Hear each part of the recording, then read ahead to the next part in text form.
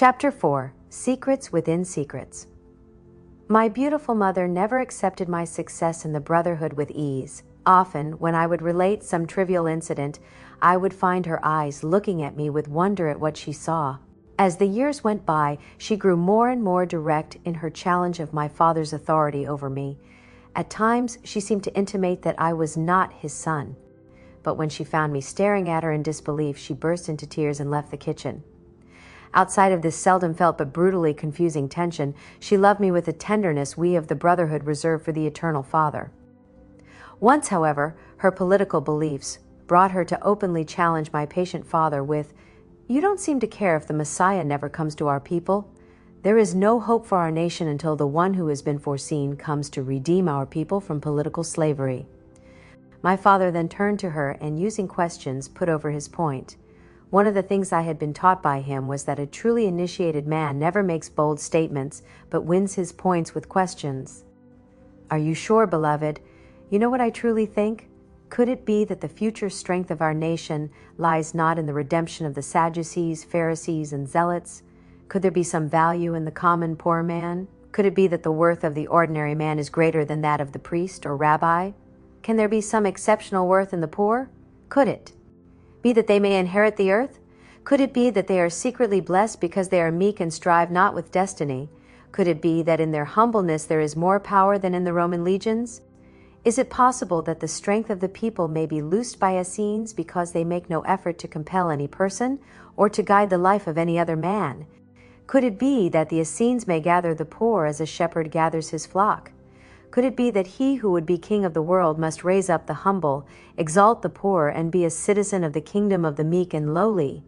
I saw the tremendous impression his words made upon her and how her blue eyes wandered to me in speculation. But from that moment on, my mother seemed less resentful of my father and his relations with me, and at times seemed almost to tolerate his authority. She was very insistent that I attend the tabernacle of Nazar as much as possible, which was 2 afternoons a week in addition to the Sabbath when all the brotherhood went out of compulsion and command. Personally, I thought it was a waste of time, and so did many of my brothers. But it was part of my duty, and we were careful of duty. The Rabbi Boranchin was a small man, very florid of face and nervous and seemingly sickly. He was not a brilliant man, though he was studiously learned. Therefore, he was conceited and opinionated. He was most jealous of his position and his prerogatives and was therefore subject to flattery. Because of my mother's almost hysterical insistence, backed by instructions from my superior, I spent the extra time required to take extra instruction in the Jewish religion from the Orthodox priests of the great religion. With my amazing memory, I soon was helping the rabbi, and my father gently chided me that I was teaching him as his master. But my father loved the situation, for he taught me more of the Jewish religion than was found in the Torah or other books of laws. He helped me clearly see that the Jews were their own worst enemies and were, in their very striving to live by the law, killing their own hope of doing so. He often said, "Man lives not by the letter of the laws, but by the spirit thereof. God gave the laws in spirit. Man makes fetters of the letter of the laws." Perhaps the time I most resented spending with the Rabbi Boranchin was before the annual trip to the temple in Jerusalem for the Paschal feast and the registration of the ones who had come of reached his 12th birthday before the feast of the Passover was required, present himself to register and to be tested by the priest on his learning in the religion, for he came to age of acceptance at 13 years of age. How strange that the feast of the Passover and the strict Jewish religious law should make possible a moment that was so important in my development. For before my 12th birthday, I had made up my mind to attempt to become a master or teacher in the brotherhood, which required that teach the high priest of the temple. This was no easy matter, and many more failed than passed that test. The high priests were deeply learned in the narrowness of their laws, and they were impatient, arrogant, and proud, even verily as men are who inherit power or place. Age. Each male who had. First of all, the candidate had to pass the required test of the priests and become a son of the commandment. Then, with brothers in the audience to watch and check him, he had to entrap the most learned men of the Jews and teach them in their own beliefs. Only when his brothers unanimously agreed that he had succeeded could he then be given the title of Rabboni, that is to say, master, and teach his own brothers. Many things fed into this decision I made to become a teacher, but perhaps no one thing was as important as the attitude of my beautiful mother towards my cousin. He came from the hill country of Judea in the high and rugged land south of Jerusalem when I was 9, just by my birthday.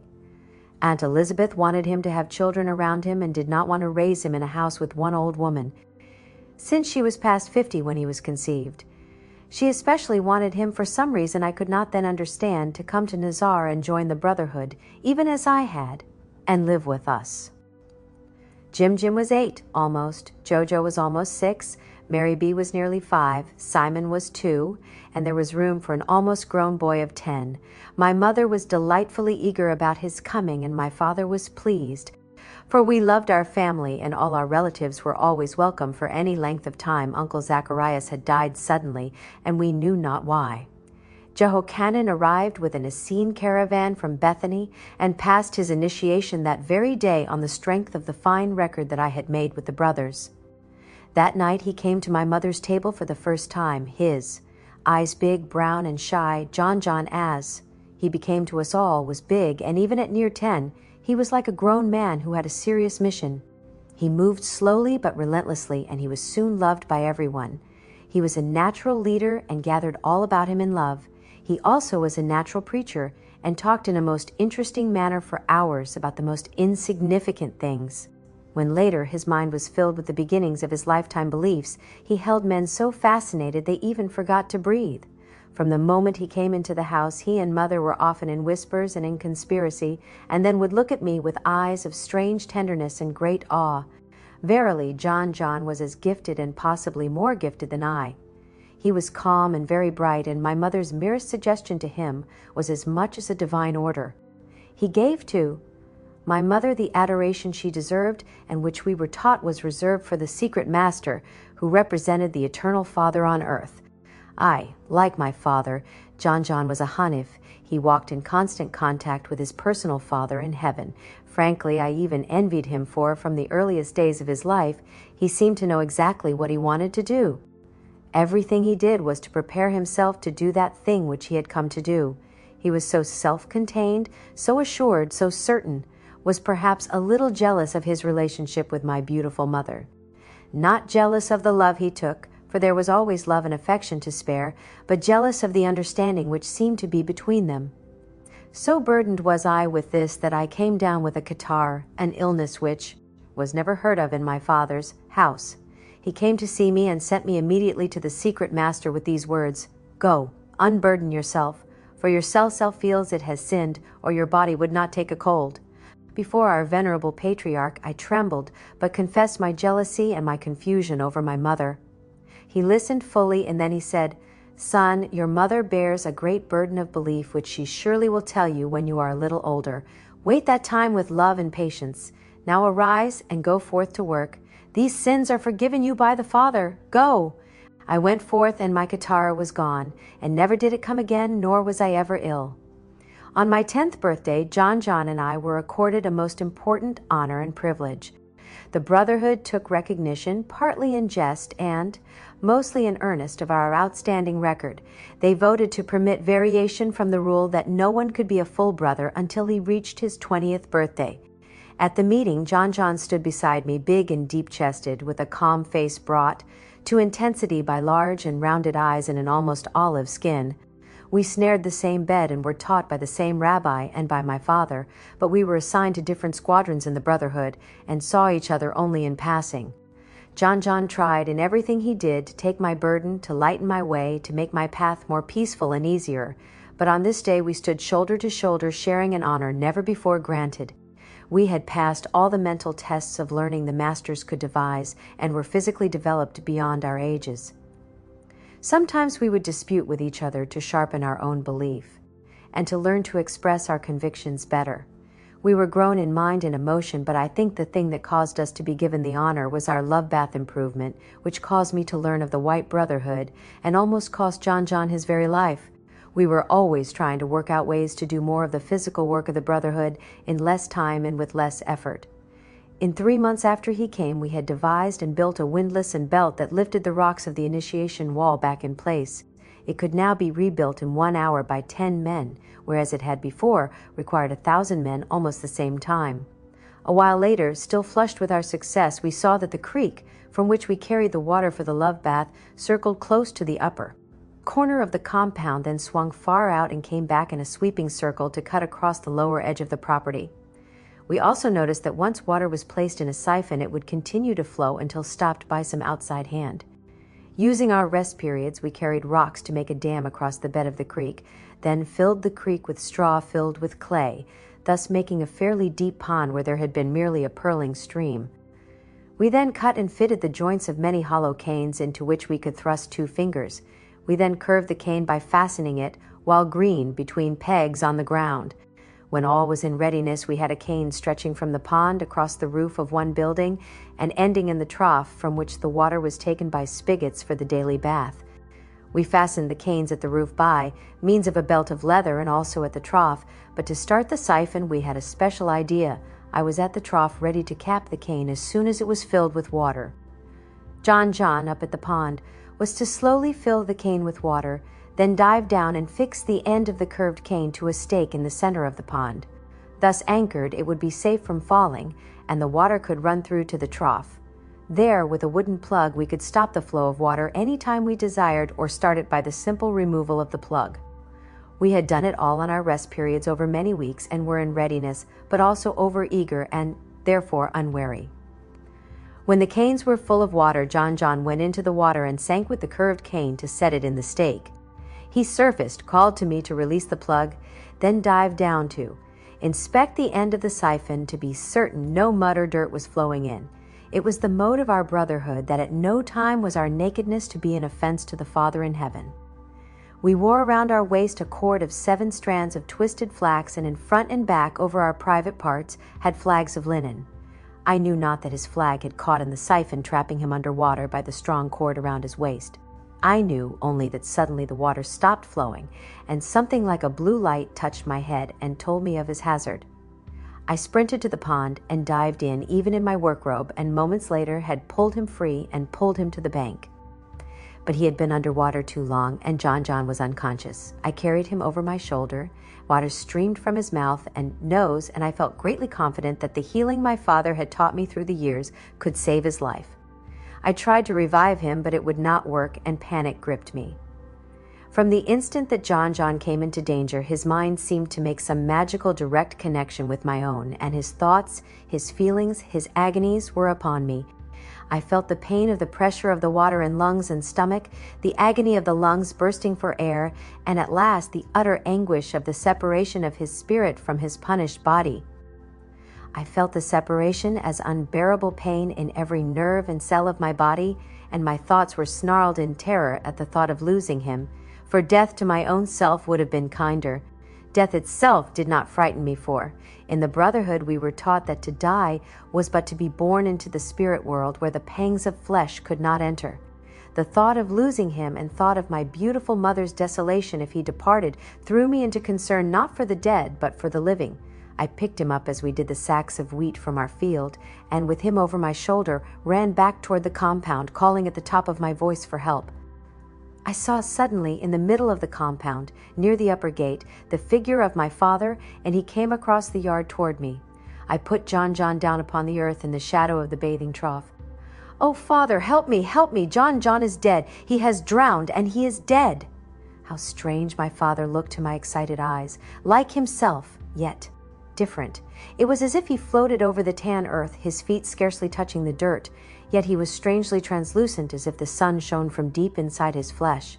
He moved with a calm deliberateness that caused me to urge him to greater speed, for he seemed to be completely detached and almost indifferent, but his face was so calm that I thought he had not heard me as he stopped at my side and looked down upon the pitiful sight of John.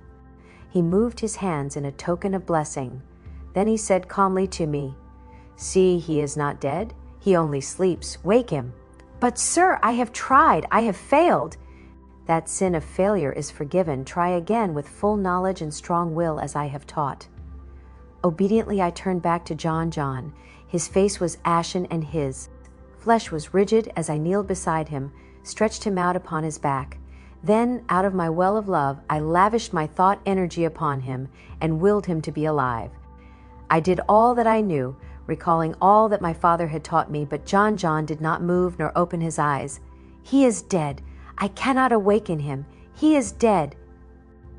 "He is not dead. He's asleep. Wake him." Again I tried, in terror if I failed, in pity for myself and my family, but all my training was as naught. "He is dead. No man can save him now." You of little faith, try with the faith of a mustard seed, and miracles will fall around you. Oh, Father, tears were streaming from my eyes so that I could see him only as a floating vapor, and I was sobbing so that I could hardly see. I have failed no man. No man save him now. No man can ever save him, my son, for it is not man but the eternal Father who does the work. Death is but a deeper sleep. Command your physical self. Command your divine self. Raise him to his feet. I cannot. I collapsed upon his stiffening body. I felt the fingers upon my shoulders. That gentle strength with which I had been thrust out of the assembly room and guided from harm or controlled as I approached for my oath or guided in my healing studies was now fierce and cold. I felt the blow upon each cheek that rocked my head from side to side. Stir your faith. Deny you not your divinity. Think, why have you tried to save him? For our love for him, his love for us. Personal reasons.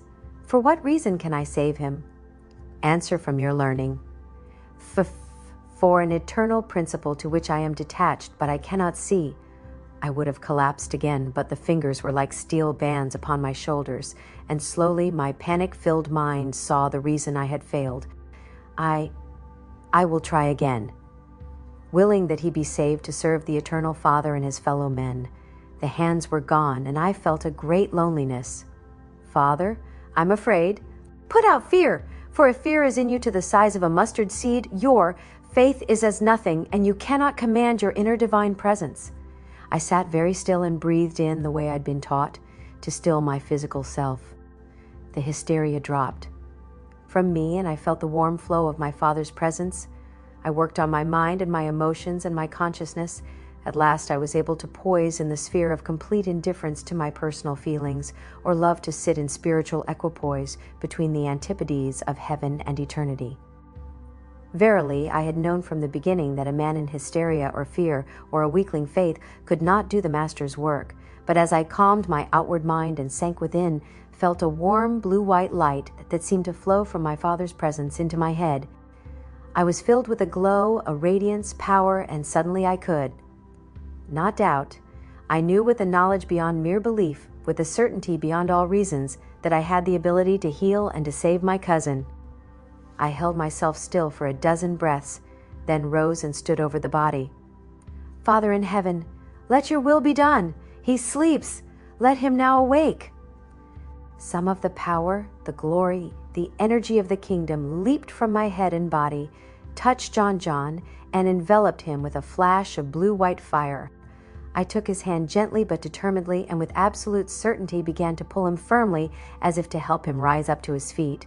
First there seemed to be an image of him rising within the purple haze around us. It seemed like the shimmering image seen on a hot desert, and this image stood upon its feet, while the body still lay upon the ground. Then, as if I lifted by my will and guided by my hand, the body came to its feet and moved into the shimmering form. At that moment his big eyes opened, he sighed a mighty shuddering sigh and gulped for air. The living blue-white fire from my body continued to bathe him as he gasped several times. His ashen skin began to change to ruddy color, then slowly to smooth olive. "Thank you, Father," I said over my shoulder, for I knew that but for the disciplined help and living fire my Father had given me, I could not have saved John. But my Father was not with us. I looked around for him, but John collapsed, and I turned back to him, but he was merely weak and gasping for the energy from air lost for too long a time. He sat upon the earth and panted, but I could do nothing to help him and turned back to look for my Father. I saw him not near the upper gate, but the body came to its feet and moved into the shimmering form. At that moment his big eyes opened, he sighed a mighty shuddering sigh and gulped for air. The living blue-white fire from my body continued to bathe him as he gasped several times. His ashen skin began to change to ruddy color, then slowly to smooth olive. "Thank you, Father," I said over my shoulder, for I knew that but for the disciplined help and living fire my father had given me, I could not have saved John. But my father was not with us. I looked around for him, but John collapsed, and I turned back to him, but he was merely weak and gasping for the energy from air lost for too long a time. He sat upon the earth and panted, but I could do nothing to help him and turned back to look for my father. I saw him not near the upper gate, but just within the lower gate, which opened to the trail from our house. He was running toward us, and near the assembly hall he was joined by the secret master and other teachers. He stopped at my side, and now he looked like himself, not like an image. He saw my look of appraisal, and his eyes locked with mine, and his thoughts and his hands signaled me to silence. He nodded, and his face was placid and calm, and when he spoke, there was a note of laughter in his voice. John, tell me, what do you think? Will you ever want another drink?" John sat for a few breaths in stunned surprise at such levity. Then he laughed aloud. "Uncle Joseph, this day I have just been too well baptized in water, but I also have been baptized in living flame." We explained about the improvements which we had made and merely said that John had almost drowned in our efforts. As I looked around at the faces of my brothers, I saw that only 3 would really understand what had happened.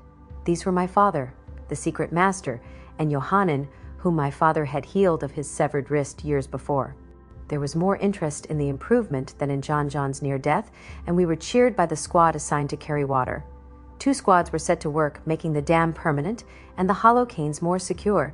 But I marveled much in my heart concerning the things that had happened. Yet when I tried to express my thanks to my father, he held me with his level gaze and said, "The greatest sin is to doubt your divinity. Do not thank me. Thank the Father Eternal, for he alone can do the work of miracles." 2 subsequent items caused me to ponder long, to question myself, and perhaps to doubt. I hurried home to tell Mother, Jim, Jojo, Mary B., and Simon about the wonderful thing my father had caused me to do, had in fact done through me. My beautiful mother listened quietly, and there was no doubt shown on her face that this had come about. She said, "How wonderful, Jeshua! Joseph could not have helped you as you imagine." "Why couldn't he?" "Because he was there on the bed asleep. When we heard you call for help, we could not even wake him." Jim said, "That's right. Tim, and I were playing there on the high place when we heard you scream for help and saw you carrying John from the pond near the upper gate. They told me what was happening, and I tried to wake your father, but he would not awaken. He was very still, and did not breathe." "Still," Jojo said. "He was stiff and rigid." "We tried to awaken him," Mother explained, then ran to the lower gate to get help.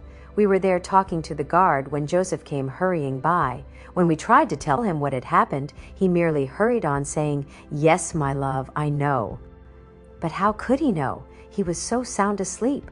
I did not know, and it bothered me to father with this mystery. But my challenge did not even cause him to blink, yet over his eyes came a mist, as if he retired to some distant height beyond the clouds of my unknowing. For a long time he looked at me, his eyes seeming to see through my head and far out beyond. I knew he turned over in his mind his response, and that I could only wait. Suddenly he said, "My son, it is good for you to ponder how a man can be in 2 places at the same instant. It is good for you to wonder why he could not be awakened and why he was very stiff and rigid. But I cannot yet tell you whether it will do any good for you to ponder or not." Suddenly he smiled, that wonderful smile that untangled cords of doubt and wonder and made my heart resonate to his very being. In a sing-song he added, "Though you chain me and you bind me and you beat me with a stick, I will not say one word more than white brotherhood and order of Melchizedek." Oh, how very much I loved my wise and wonderful father at that moment. He told me with those humorous lines that he could not tell me anything about orders in which he had taken oaths of secrecy, and he told me the names of the orders themselves. But I knew that nothing would cause him to say more, so we applied ourselves to learning more about how to heal by the use of the mind and will. That night I was again exhausted and ravenous. When I had eaten and fallen asleep against John's patient shoulder, I was excused and went to bed. As I lay in a torpor, I heard Mother speaking softly to John and to my father. Jeshua has now raised from the dead. Is that not proof enough of his divinity? Can there be further doubt? My beloved, is not every man inwardly divine? Afterwards, my father treated me with the same attitude, except that he was a little more severe with me in my training. My beautiful mother and John treated me with a new intensity and seeming conviction. In their minds and behavior, I read a strange reverence for the healing which I knew my father had done through me, but which they attributed to some special power that was implied as mine alone. From that day onward, it seemed that John and I were brothers of the mind, each knowing the other's wish and physical emotional reaction. It was as if our minds were connected in some magical way. This connection at a later date was to change my life in its most crucial moment. But these things were many happy years ahead, and half a world away as we stood on my 10th birthday before the assembly.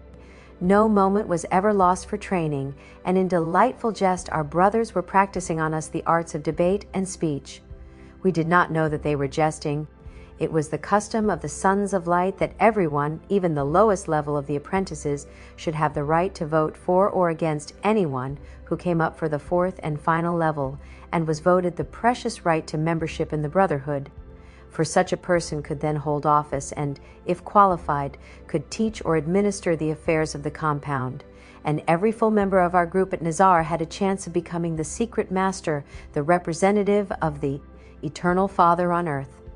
Thus, as we stood elbow to elbow, attired in new robes and new sandals, the vote of anyone, even the newest recruit, could keep us from membership, and we knew it. Everyone could argue for or against the action, and not until all had been heard was the final vote possible. We were completely unprepared for the events of the day. The secret master demanded to know if any opposed our admission or wished to be heard. All the members of both of our squadrons arose as one man and said, "We wish to be heard in our opposition, sir." We were completely surprised, for we thought that our companies bore toward us a great affection and fondness. The Supreme Master stroked his gray beard and looked stern. "This is most unusual, for your opposition was not spoken in the annual analysis of these men. Nevertheless, speak. On what evidences do you base your opposition?" "Why, sir, on what other records but their consistent failure in attempts to make improvements for the Brotherhood?" John was so angry that he turned livid, and I feared that he would take physical action, for he was ever a forceful-minded and direct individual. "Have they not made many improvements?" "Aye, sir." "But have they not failed more times than they have succeeded? Remember, sir, when the mad bull charged through our compound, and John tried to invent a method of guiding a running bull by holding to its tail? Then Joseph came too. His aid, but in all his scheming, failed to deflect the raging bull which missed the river gate and crashed through the wall. Did he not cost us 3 squad days to repair that failure? Oh, the brothers began to laugh and then roared, for we had indeed been unable to head off or turn a running bull until it had damaged our wall and gone free into the river. Honored sir, did they not fail in their attempt to improve a method that the Brotherhood uses to carry water into the desert? My memory fails on that point. The patriarch said from behind his hand, "Oh, sir, remember when John was poured so full of water he dripped like rain-drenched moss for a month? In fact, sir, even to this day he has seldom been seen to take water lest it spout from his ears." The Brotherhood rocked with laughter and applauded with their joy, but when the jesting had run its course, Leader Ishmael rose and addressed the assembly. "Brothers, these candidates for membership in our holy order of eternal good are but half the necessary age, but they are each 3 times as energetic as the normal man. Each, sir, is 10 times as smart, 20 times as clever, and 100 times as beloved." He stopped and surveyed us, his dark face grim in thought, for he was ever a taciturn man, and compliment was not ready to him, not nearly as ready as was good action. At last he said, "Impossible is connected with these 2 in membership in our order, for I say it would be impossible for our order to do itself greater honor than to accept them in full brotherhood and love." The Brotherhood gasped, for this was indeed the highest compliment that could be paid, that we graced the Brotherhood. There was much discussion, and the final decision was as just and concise as it could be. We were to be made special provisional brothers with all rights except the vote in the election of the Supreme Master. This was to last until we reached the age of 20, when we were to be given all rights and privileges of the fourth estate of brotherhood. Meanwhile, we were accorded the privilege of serving in the officerships, and we were given 1 month to decide what special area we wished to work in. I already knew, for there had never been any doubt in my mind, that I wanted to be a teacher, and when I had acquired more of the skill of my father, I wanted to teach the methods of divine healing to everyone. The month was filled with much work and with practicing how we would make our statement of life-duty selection to the assembly. At last the day came, and we stood before our brothers. John was older than I, and he was asked first what he would like to do for the brotherhood for all the rest of his life. "Sirs, I should like to go before Jeshua Joseph Bar Joseph to make ready the minds of men, and preach unto them the good tidings of great joy. I would like to cry unto men, and make straight the path, and lay down the hill, for divinity and healing comes now to mankind. I would give my life unto preaching the beliefs of the brotherhood, that the Messiah comes, and the time to repent of the false faith and turn to the true faith of the sons of light is now upon us." The brotherhood was stunned by the beauty of his words and the height of his fervor, but when he spoke, no man could keep his heart from hearing. At last they burst into applause that rocked the hall. It at last died down, and I was asked to state what I wished to do for the brotherhood for the rest of my life. "Sirs, I would follow after Jehochanan, son of Zacharias, and bring unto all men everywhere and for all times the truth, light, and love, and teach them to minister and to heal, that the glory of the sons of light and the magnificence of Heavenly Father might be known unto all men. I would teach the brotherhood and all mankind some of the healing and divinity of my Father." There was no applause, only a stillness that tore at my heart. I thought I had failed, but suddenly there was a rustle of movement, and as one body every brother rose to his feet, and, as they stood, looked down upon me, lips parted in a smile of understanding and happiness. In every eye there glistened tears. Never before had it been known that the brotherhood stood to honor anyone who selected his life duty, but my choice was made, and I had to prepare by special study to instruct the high priests of the Temple of Jerusalem in their own religion. Great was the excitement and hard the task, and I found the teaching of our narrow and opinionated rabbi of little interest, but at Father's suggestion, I continued to read and speak at the synagogue at Nazar. Great were all expectations, and greater still were my doubts.